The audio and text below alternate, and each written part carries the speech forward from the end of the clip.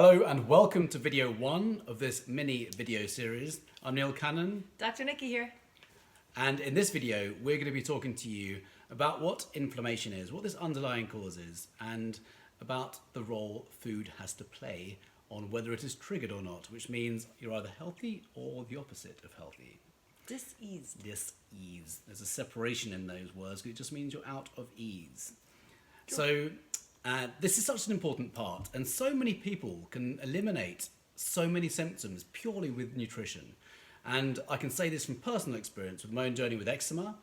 And in fact, Dr. Nikki has her own personal experience getting rid of asthma. And also, I've helped people reverse, as you saw in the previous video, a whole myriad of symptoms. And a lot of people got results purely with nutrition alone, purely alone. So that's a double mention, isn't it? So, yes. Tell us, what is inflammation? So, in its simplest form, on a systemic level, I'm not talking about acute inflammation. Acute inflammation is when you injure, let's say, your knee, and it swells up, it gets hot, your body sends all these fluids to it, your immune system does whatever it can to repair the wound. It becomes painful so you don't hit it and cause further harm. Very, very clever. That's acute inflammation. And what normally happens is after a few months, the wound is healed and you continue with life as normal. Systemic inflammation, or also chronic inflammation, is when it's really in the blood, but it's your immune system as well protecting you from foreign or alien invaders, I call them. Because when something enters the body that the immune system does not recognize, it goes into a state of defense. It's like the immune system going, what is that? And then prepares the army of defenders to protect the body. It's a very healthy immune response. The thing is, when it happens again and again and again and again and again, that's when it becomes like a chronic situation and the body creates some kind of symptom depending on your genetic code, and that's how you're going to know that you have inflammation.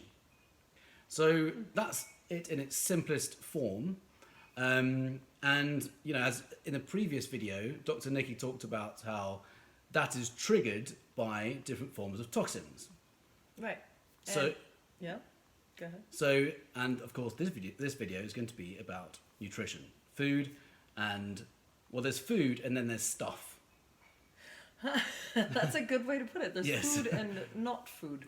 Exactly. I mean, I reckon about 90% of what's on grocery stores shouldn't be called food. It's just stuff which has no nutritional value.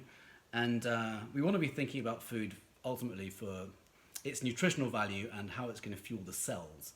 Right. But for the purpose of this video, we're going to talk about things that don't fuel us and they cause the opposite. Inflammation. And I'll never forget this meme, I've used it a lot, but it says, if you don't recognize an ingredient, your body won't either. Yeah. Hashtag inflammation. And then there's Anne Wigmore, I think it's Anne Wigmore, I saw it on one of your posts. The food you eat can either be the most powerful form of medicine or the slowest form of poison. So we can heal very, very quickly with food, or we can go downhill very quickly with food. So the more we can instill in you the importance of good food, the better. Yeah, so true. What is the first ingredient, let's say, that comes to mind that is the most triggering of inflammation? Should we say staple food, or should we say... Okay, I'll come back to the staple thing, because I just thought about something, you know, when it comes to artificial stuff, that's something we should all pay attention to. For sure. So if it's something in a, processed food with tons of sugar and artificial flavorings... And preservatives. Big one. Huge. It's going to cause your body to go, what is that? Yeah. And it'll create an inflammatory response more than likely. So we want to go clean, really. And coming back to that question where I think you were angling, there is one staple food, or rather substance, which I don't think we should be consuming as human beings. Can you guess what that is? I could. You can. Yeah. And it's very interesting. Dr. Nikki's specialty is diabetes. Yeah. And you can speak to this substance very well. So it's cow's milk, right? Yes, specifically designed for baby cows to grow fast. Baby cows. Baby cows. You don't look like a cow. You don't either. Thanks. No, we've got that one. So, have you ever? I've done other videos on this, and you're welcome to check them out. But I do comparisons of baby cows and humans, just to remind people that we're just we look nothing like cows. No. And it's a very interesting thing that's happened in our modern society, that we have been conditioned to think that milk gives us strong bones and makes us grow and gives us lots of calcium and lots of protein. However, Quite the opposite. quite the opposite is true. Yeah. It actually leaches calcium from your bones. And because of the protein content, it pulls, again, calcium. Protein is an acid. So it pulls calcium out of your bones to neutralize that acid and flush it out of your system. So it's actually a decalcifying product, not a Yeah. calcium-rich enriching. It's crazy. I've got an episode on my podcast in which I interview someone who reversed osteoporosis, and we had this very same conversation. And we are led to believe, it's literally the opposite of what we're told is true. Yeah. And you reversed your asthma, didn't you? Yeah, I used to drink a gallon of cow's milk every 2 days. Wow. Yeah. And I suffered from acute asthma every time I used to play basketball in high school, and I would get asthma attacks constantly. And as soon as I cut out the milk and the dairy in general, but specifically the milk, my asthma went away. Amazing. Yeah. Yeah. And yeah. And it's also been linked, the casein in milk has been linked to type 1 diabetes, because casein is a specific type of protein that will attach to your beta pancreas cells that produce insulin and tag them as the antigen, which means basically that your immune system needs to go after those cells, they're the enemy, and take them out. So you end up destroying your own cells that produce insulin, which leads to type 1 diabetes. Yeah. Fascinating that. And she's speaking from personal experience. Yeah. So there's lots of studies linking casein to type 1 diabetes, which is very interesting itself. And there's IGF, is it IGF-1? Yeah. Yeah, which is the Growth hormone. growth hormone. Yeah. So it's a big one, this one. So many people can alleviate symptoms just by taking out this one particular substance. Yeah. The other list, if I may, while we're at it, is they pump the cows full of growth hormones.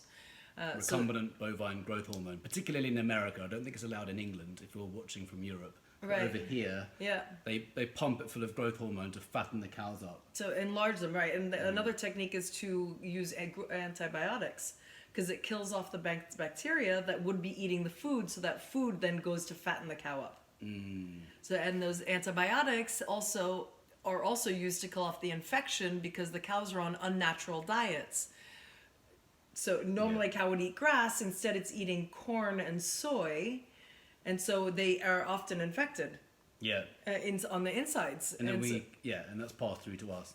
it's all passed through, especially in the milk. They've discovered even just a drop of pus per glass of milk, and this is allowed, which is disturbing. So point is, there's quite a lot that comes with your glass of milk. So growth hormones, antibiotics, Pesticides, herbicides, right? Because of all the unnatural, genetically modified foods they're eating. You have the torture that the animal has gone through. All that energy also passes through, if you understand energy. Yeah. So there's a lot that comes in that little glass of milk that is not designed for a human, like we said before. And funny enough, no other species drinks another species' milk, nor would it ever consider drinking milk after the weaning period. So once you're an adult, you don't drink milk. This is a really interesting point. It's actually a normal process for you to lose the enzyme called aromatase, which is the enzyme that breaks down lactose, which is the sugar found in cow's milk. So it's a normal process for women, once they've stopped breastfeeding their baby human, remembering to get the right kind of mammal, because it's not that normal for humans to breastfeed off an udder. So once a woman has stopped breastfeeding their baby, it's actually normal for that baby to lose the enzyme aromatase, which breaks down the sugar in the milk. So it's actually more abnormal if you can process milk. And there's actually a term which I can't remember right now, but it's about the abnormal extension of the enzyme in the body. And I can't remember what it is right now, but it's artificially extending the time in which that's in the body. Interesting. So it's not actually normal to be able to break down the sugar in cow's milk. That's abnormal. It's just that as a society, we have been conditioned for all of the reasons we mentioned earlier. So that was the long-winded explanation of what is to come in our program, yes, there's more of these. And Dr. Nikki has some amazing milk products that you can consume, yes. Which we're going to demonstrate to you using various forms of nut milk and how you can make them really quickly in your home. 3 minutes. 3 minutes. And I was demonstrated this earlier. It's amazing. So in this program, the extended program, we're going to be teaching you ways that you can replace things like cow's milk and other things that are pro-inflammatory, and not only experience fewer symptoms, but your energy will go up, your mental clarity improves, your general well-being improves, and yeah, you can think more clearly, and all sorts of wonderful side effects happen when you start to go clean. The other thing I love to say to people is your body craves more of what you give it. So when you give it loads of sugar, and I think most people understand how sugar is not a good thing to consume, certainly a lot of. If you consume loads of sugar, your body craves more and more sugar. But when you give your body lots of nutrition, it starts to crave more and more nutrition. So we're going to be talking...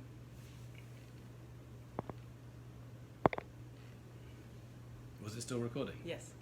So we're going to be talking about some ways where you can replace these food types to actually enjoy a delicious, equally as tasty, if not more tasty, diet which fuels the body at the cellular level.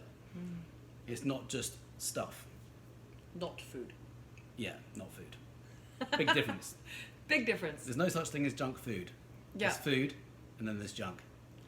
And honestly, Neil's gotten the pleasure of having some of my food, and it is very tasty, would you not say? It really is. And I'm not much of a chef, which is another reason I partnered with Dr. Nikki, because she's very good at cooking. At making easy, really I'm lazy, so I like quick, easy things to make that are healthy and nutritious. So that's what we focus on. And the cool thing is, Dr. Nikki is vegan, and I'm not. So we are going to, this is kind of controversial, but we're going to address a commonality that we both use to help people balance their bodies. So a lot of, this kind of rivalry between vegans and meat eaters and kind of, it's a bit ridiculous. I think every body is different and or requires different kind of food types, and we have slightly differing opinions, and we're going to be presenting these to you. But the main focus, and it works through both of our modalities, is to get rid of inflammation. And you can do this by going plant-based, and you can do this also by consuming meat and fish and eggs if you want to. So, less so. I'm massively a huge fan of majority plant-based. However, if you want to be eating meat and fish and eggs, I'm all for it. Not 3 times a day, though. No. Okay. So, you can hear the rivalry already. So, this is going to be the end of this video now, but we want to just let you know that there's a huge amount that you can do food-wise to bring your gut back into balance. The gut's like the engine of the human body. When your gut is back in balance and you're feeding the microbiome, so much can happen in the way of symptoms disappearing, and there's so much you can do with food alone. But the gut health isn't just about food. It is also about environmental toxins. It's also about getting sufficient sunlight. It's about getting sufficient oxygen. It's about getting sufficient sleep. And of course, the mind-body connection is huge when it comes to gut health. So we're going to be talking about the mind-body connection, particularly in video 3. And this is really about 3. And this is really about how our thoughts and our feelings and emotions can actually affect our biology. And you probably understand what we're talking about if you just think back to a time when you got nervous, when you maybe, I always think of when you go to have an exam, you get nervous and some crazy stuff happens in your gut. We know that there's mind-body connections, very, very true, and it's very quick. Just how our thoughts can impact a whole different cascade of chemicals, and it can be good or bad. So. Sure. But then in the next video, we're going to talk about environmental toxins, right? Yes, and this is huge. It's huge. We're going to be talking about mouth hygiene. We're going to be talking about effects of these on the body. Yes. We're going to be talking about any kind of effect the environment might have on your health. Very true. We look forward to seeing you in that video. See you in the next video. Cheers. Thank you for watching. And please share if you found this useful. Invite people to look at the program or watch the program, because we are going to be providing some really great value during it and resources. So this 3-stage program alone is going to help you. Bye, guys. Bye.